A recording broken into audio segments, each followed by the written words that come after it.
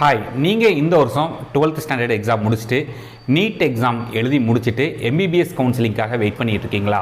இப்போ எம்பிபிஎஸ் கவுன்சிலிங்கில் வந்து ஏகப்பட்ட விஷயங்கள் இருக்குது. நிறைய பேர் அது தெரியாமல் இருக்கிறாங்க.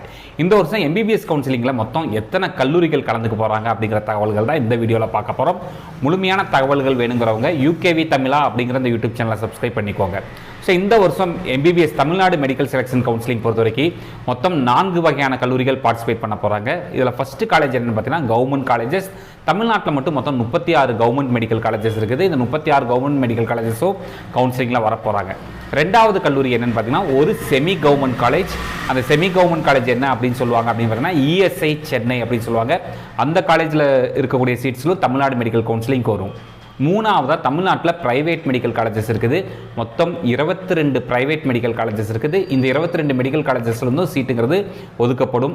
4வது கேட்டகரி ஸ்டேட் ப்ரைவேட் யூனிவர்சிட்டிஸ். மொத்தம் 4 ஸ்டேட் ப்ரைவேட் யூனிவர்சிட்டிஸ் இருக்குது. மொத்தம் இத்தனை கல்லூரி, இந்த 4 வகையான கல்லூரிகளுமே தமிழ்நாடு மெடிக்கல் செலெக்ஷன் கவுன்சிலிங்கில் பார்ட்டிசிபேட் பண்ணுவாங்க. இந்த மாதிரி உங்களுக்கு கண்டினியூஸாக நீட் சம்மந்தப்பட்ட தகவல்களும் மற்றும் எம்பிபிஎஸ் கவுன்சிலிங் சம்மந்தப்பட்ட தகவல்கள் வேணுங்கிறவங்க யூகேவி தமிழா அப்படிங்கிற இந்த யூடியூப் சேனலை சப்ஸ்கிரைப் பண்ணிக்கோங்க. தேங்க்யூ.